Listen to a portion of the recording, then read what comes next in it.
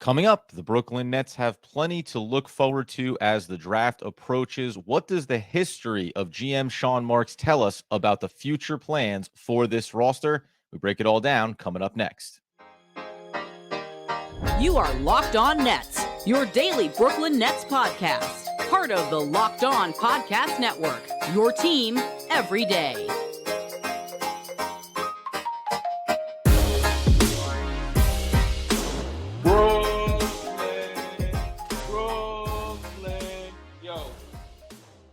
Yes, my friends, it is the Locked On Nets podcast right here on the Locked On Podcast Network. It's your team, the Brooklyn Nets, every single day. I am, of course, Adam Armbrecht, breaking down the New York Football Giants on the One Giant podcast, and unfortunately, your New Jersey Devils over on the Devils Puck Luck podcast. We thank you for making us your first listen of the day. We are free on all of those great platforms. And tell you today's episode is brought to you by Gametime. Download the Gametime app, create an account, and use code Locked On for $20 off your first purchase. Last minute tickets, lowest prices guaranteed.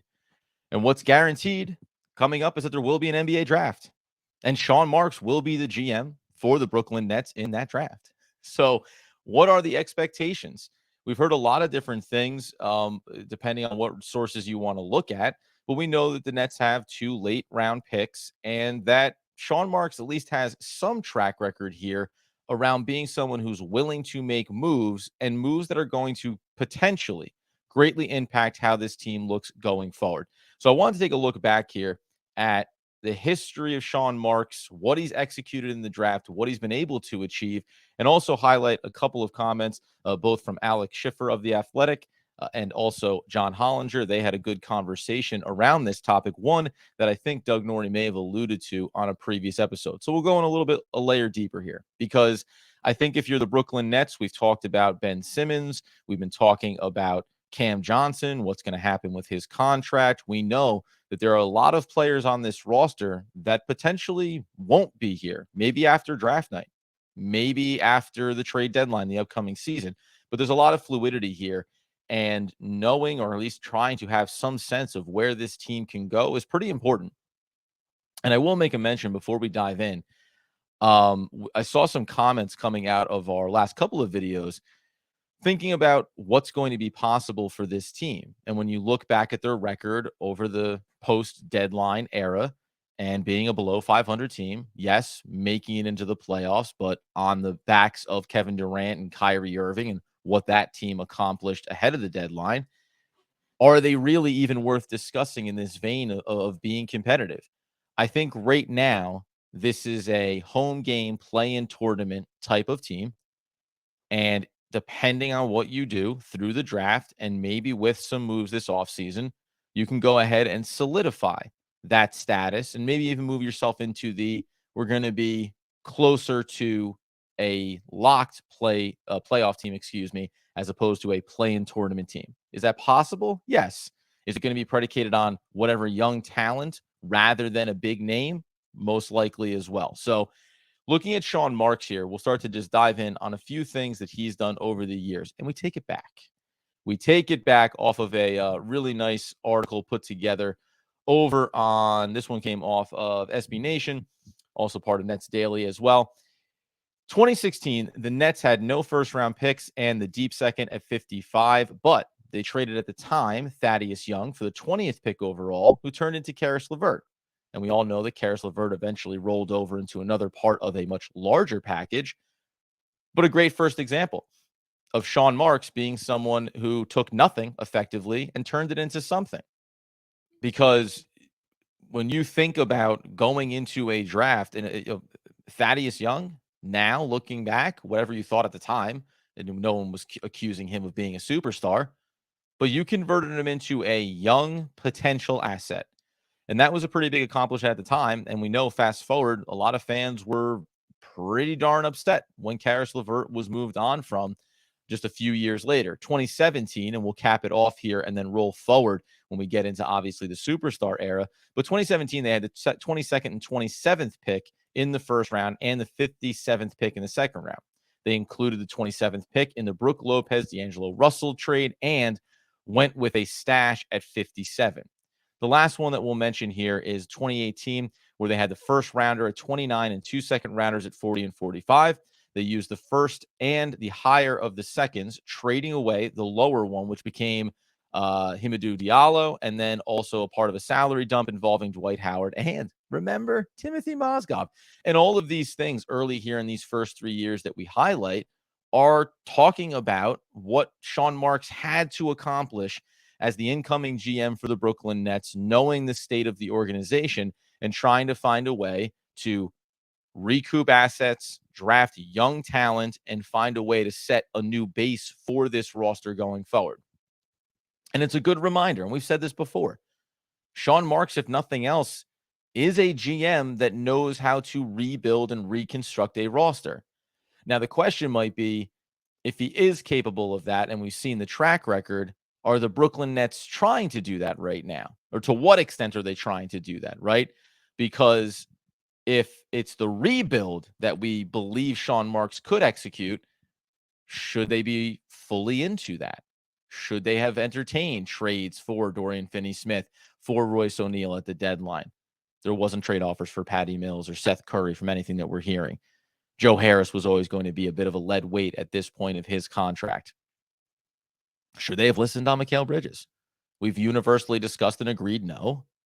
And also, what is the path forward here that makes you feel confident in what this team can accomplish? So those first few seasons, effectively, Sean Marks gets a young player, 2 young players. You include D'Angelo Russell and Karis LeVert, and also helps to rotate and turn over some of the contract issues of other teams and convert them into additional draft capital going forward. In a second, we'll dive deeper into how we got to the Kevin Durant, the Kyrie Irving era, maybe a sidestep on the tongue-in-cheek comment that I had about the New York Knicks potential offseason moves. And then we'll continue to look at the way Hollinger and Alex Schiffer discussed the Brooklyn Nets prospects going into this and what they think is most likely to come out of this first round. What is the ideal scenario from Sean Marks' perspective, not from ours, not from the Locked On Nets podcast, not from Adam Armbrecht, not from the Brooklyn Nets fan base. What would Sean Marks want to accomplish coming out of draft night? We'll dive into all of that next, coming up here in just 1 second. But first, my friends, we're going to tell you, of course, about our friends. Top of the show mentioned them, and that is going to be, yes, Gametime. Why Gametime? Because you know that getting last-minute tickets, you don't want it to be complicated. You don't want it to be stressful. I didn't want it to be stressful when I wanted to go to the New Jersey Devils game number 4 at the Prudential Center last night. Turned out it wasn't going to be stressful because the Devils were going to get blown out. But that was neither here nor there because I got over to the Gametime app and I was able to go ahead and find the best prices, get pictures of my seat, know exactly what it was going to look like. And they also have flash deals on last-minute tickets, easy to find and buy tickets for every kind of event in your area, by the way. I'm not just talking about going to a sporting event, although you can. Also concerts, you want to go catch a Broadway show, you can find all of these over on the Gametime app.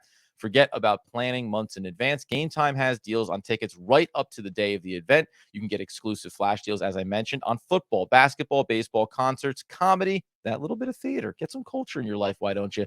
And so much more. You can snag the tickets without the stress with Gametime. Download the Gametime app, create an account, and use code LOCKEDONNBA for $20 off your first purchase. Terms apply, And again, create an account and redeem that code LOCKEDONNBA for $20 off. Download Gametime today. Last minute tickets, lowest prices, guaranteed. All right. So moving forward into both GM Sean Marks' track record here inside of the draft and also expectations for what he wants to accomplish coming out of the upcoming draft in just about a month, right? We're going to have the lottery to figure out where all this goes. We also, by the way, we'll talk about not only the snubs of all-team NBA, all-second-team NBA, Nicholas Claxton, Mikal Bridges left off of critical lists that we feel like they deserve to be on. We'll get into those. Maybe Doug will discuss them next week for us. And then, as promised, we have a very big show coming up tomorrow, and that's going to be with one Howard Beck. We're going to talk about the whole spectrum of the Brooklyn Nets landscape, so be sure to be locked in for that one coming up on Thursday. But Tapping back into it here, as we know, in 2019, the Brooklyn Nets had 2 first-round picks, 17 and 29, both of which were traded away in salary dumps that they needed in order to sign Kevin Durant, Kyrie Irving, and the other member of that original Big Three, Mr. DeAndre Jordan. They also had a second at number 31, number 17. These became Alexander Walker. This became Kabengale. And then they also, of course, in the second round, picked up at number 56. Number 56, number 31, number 33 in your playbooks, number 1 in your hearts, and that is Nicholas Claxton, right? So another example. Now we move into the star-chasing era of the Brooklyn Nets organization. And at least in that initial 2019 version of what Sean Marks accomplished, he cleared some things off. He made it possible to have the room to go, pursue, and acquire Kevin Durant and Kyrie Irving. Reverse that order of how he got them into the building. And then obviously DeAndre Jordan came along with them. And they also, whether it's him or the scouting department collectively, went out and got a player that we all now look at as a cornerstone piece at 56 in the second round. So this is talking about finding diamonds in the rough, finding quality players, even if you're not a lottery pick, even if you're not picking in the top 10 or the top 15 potentially. In 2020, they traded away the rights to the 19th pick, which became Sadiq Bey, interestingly enough, but they got back in return Bruce Brown and Landry Shamet in a 4-team deal. We know that Landry Shamet was short-lived as he was sent off to Phoenix for the 29th pick, which ultimately in the following year, 2021, gave the Brooklyn Nets 2 first-round picks that they turned into Cam Thomas and Day'Ron Sharpe. Now, this is where I think things get a little bit more interesting, right? The Brooklyn Nets own the 21 and 22nd pick in the upcoming draft, as well as the 51st pick in the second round. And we know up on June 23rd, it'll be up to Sean Marks to make the right move, whatever may be available, whatever discussions can be had with other GMs around the league. But notably, as we mentioned these conversations, John Hollinger, in talking in The Athletic with Alex Schiffer, had this to say about the preference of Sean Marks coming out of round number 2. Coming out of this upcoming draft. I think the Nets would probably prefer to use the number 21 pick and trade away number 22 if you gave them truth serum. But you don't know what deals are going to be available to you on draft night, and it's difficult to trade for a contract given their tax situation. Could they turn 22 into a future protected first round from another team? That would probably be their favorite option, given that they could also use the pick in a trade if need be. So, and I tend to agree across the board here. I thought about the idea of, well, can you package both those picks to move up the board? But as we've gone through some of these historical moves here for the organization, it's never that one-to-one thing, right? This isn't the NFL draft. I'll give you 2 number ones for your number 1, or I'll package up. Now you get 2 second rounders as well. Those pieces by NFL standards are guys you expect to walk in the door and be starters. By NBA standards, draft picks sometimes after the first, depending on the draft class, 7 or 8 are a bit of a crapshoot, right? A bit of a dart throw. You can like a prospect, you can believe that their development is there, but until you actually get them in the building and spend a couple of years, whether it's in G League or otherwise, developing them, you don't know. So it makes sense that Sean Marks and that the Nets would want to say, hey, if we like a prospect here coming into the 20s, we want to get them. And if we can maybe move one and push that timeline another year out for how we may want to utilize it, it's certainly an option. The interesting thing that gets noted too as well, though, is that next year's draft class may not even be as strong as this year's. So if you're pushing off an asset, but you're also diminishing it potentially, where is the better value? And I think, the one thing they don't mention here in any great detail is, yes, could you trade away that one of those picks for a contract? Yeah. But we talked about the other day where they are in terms of the cap threshold, what it looks like with some of the new CBA restrictions that are going to be coming into effect. All of these things are going to make it a lot more difficult for Sean Marks to just say, this is the path forward. Let's execute. There's going to have to be some legwork done here. And I understand why some fans look at it and say, why is Sean Marks going to be the one that does this? We had the same discussion around Jacque Vaughn.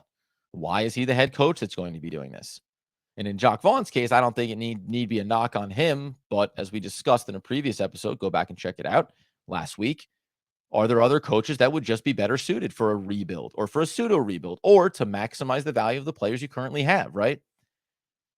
Unfortunately, it's a little bit of kind of we're stuck with what we got here. The other thing that also came out of it before we talk about a key component to this draft and a key player for the Brooklyn Nets is just noting that the two names that have come out here are Ryan Rupert, the 6'7" wing from France, who Marks has personally scouted twice going back down to Australia earlier this season. And he also added, that is Hollinger, that Noah Clowney, 6'10", Alabama forward, has been making some of those rumor rounds when it comes to the Brooklyn Nets. We talk about 21 or 22, one of those picks. There are options there, and we are going to dive in a little bit deeper on these prospects as we move forward. But already the concern that we've heard out of the fan base is, so you're going to add in the instance of Ryan Rupert, another wing? Like, you went from not having any quality wings on your team to now having too many wings on your team. And the hard part when it comes to that is trying to look through a prism on something that we don't know what the aftermath is or what the precursor is going to be. Does Dorian Finney-Smith get traded on draft night and open up a roster spot and open up a minute share for this roster? Does a player like Royce O'Neal, who I actually think they should keep around as a veteran player, but if the offer is right, do you move off of him? All of a sudden, and I mentioned this in yesterday's episode too, you start to look across this roster and you say, well, who are the players that are going to be a part of this team for sure, if not even next season, but 2 years from now? And in hindsight, I'll actually go back to the well on a player like Yuta Watanabe, who's in the right age range, fits the timeline of the Mikal Bridges and the Cam Johnsons of this roster. So all of a sudden, the guy that originally was a supporting member around Kevin Durant and Kyrie Irving and then didn't have any role at all for the back end of the season could find himself, because of the value and the price point, right back into the fold of being a contributor on this team going forward. Last piece that we want to get to is what Alex Schiffer speaks to, and that's one Cam Thomas. What can Sean Marks do on draft night to either elevate or mitigate the way the Brooklyn Nets fan base feels about Cam Thomas and the expectations going forward? We get into that all coming up next. Okay, so this was the last little piece when we're discussing these. We've been through the laundry list of things that Sean Marks has been able to accomplish. We know even beyond draft and swapping of picks and taking salary dumps that he's also been someone capable of finding guys off the scrap heap, the Spencer Dinwiddies of the world, the Joe Harrises for whatever he is now, but what he was when they got him, a sharpshooter on the outside in support of a team that needed exactly that. He's been able to find those reclamation projects. We mentioned D'Angelo Russell sometimes, to whatever extent. The bottom line is this blend of what they want to do is also clouded by what they have not done. So we went back, we're going through all of those years and what they did in these draft classes. 2021, you had 2 picks at the end of the first round. You stood pat and you took Cam Thomas and Day'Ron Sharpe. Now, in the case of Day'Ron Sharpe, I'm not here to knock the kid. I think you want to continue to see him develop and grow. He's certainly shown, by the way, and then this isn't a knock. He's shown the steady development. He still has a long way to go to be a consistent contributor. He still has a long way to go to be someone that you would say, oh, there's playoff minutes for this player in a matchup to matchup basis. So he still has growing pains to go through, but you feel like you at least have a live body that gets out on the court, has one of the highest rebound percentages in the league, right? He can be a player that makes an impact. The other guy that can make an impact is Cam Thomas. We just don't know why he is not being allowed maybe to make a bigger impact. But I did find this interesting when Alex Schiffer was discussing the draft and the potential for a draft day trade maybe involving Cam Thomas. Quote, I don't see a trade market for him, though he could be thrown in a deal of sorts too. But he is reminding me of a young Andrew Wiggins or a Rudy Gay, where he is good for an empty 20 plus, or in his case, 30 plus, mostly in games the team is punting on. When Thomas is hitting shots, it resembles a clinic. When he's missing, it's like watching me out there, referring to himself, or you could be referring to yours truly, Adam Armbrecht, because he doesn't know when to turn it off and make plays. So I think the most interesting thing here is the idea that Cam Thomas may flat out not have substantial trade value. That's fascinating, right? Because in this offseason, and for the last couple of years even, we've talked about Ben Simmons. The Nets are stuck with him, right? It's a big contract. You can't do anything with him. No one's interested in it. Your best chance that he gets healthy and plays for Brooklyn and reclamates what his value can look like. Okay. Well, with Cam Thomas, a first-round pick, and a first-round pick that at the time people said in the moment, and maybe we reflect differently on it now, was, oh man, the Nets got an absolute steal that late in the first round with Cam Thomas. But now there's a good chance that nobody would give you a first-round pick back for him, at least in this moment. And that's not based on what his skill set is and what his future could be. It's based on the perception of whether or not this is a player that can step on the court and contribute when it matters, not contribute when it doesn't matter. There's far too many examples around the league of teams that have young players that are talented and can score, but it doesn't translate into winning. The question becomes, is that about that player or is it about the organization, right? Is Cam Thomas and his inability to rein in what he does on the offensive end of the court, is that solely on him? Or is it on the coaching staff? Is it on the developmental staff for the Brooklyn Nets? And not finding a way to take this kid from a microwave scorer to someone that could potentially be the off-ball two guard for you, who could relieve some of the pressure on a Mikal Bridges, and who, yes, can take over games for big stretches. The offensive talent is undeniable. The overall skill set is questionable. And the impact that he can have is something that very much falls underneath the TBD heading. We'll see. We don't know for sure right now. And at this point, I think if you're a Nets fan, you go one way or the other. At least I do. If you're keeping him on the roster, well, then make him part of the rotation. Let's get Cam Thomas involved here. Because at a minimum, he can be electric. He can excite the fan base. He can do a lot of incredible things with the ball in his hand. Or find a way, Sean Marks, as you have done in the past, to convert an asset. Now, it's been other years where you've taken a diminished asset from the outside and then turned it into something going forward. Well, why don't you take a diminished asset inside of your own organization and convert him into a player, to a pick, to an asset that you can use going forward to improve this team? Because if not, you're going to be staring down the exact same precipice this offseason of having a very talented young player that you seemingly don't know what to do with or don't want to do something with.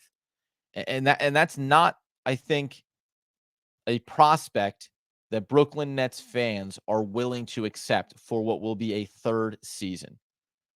And by this point, you got to get the truth, right? Doug and I have referenced this and said, there's got to be something else going on there that we don't know about.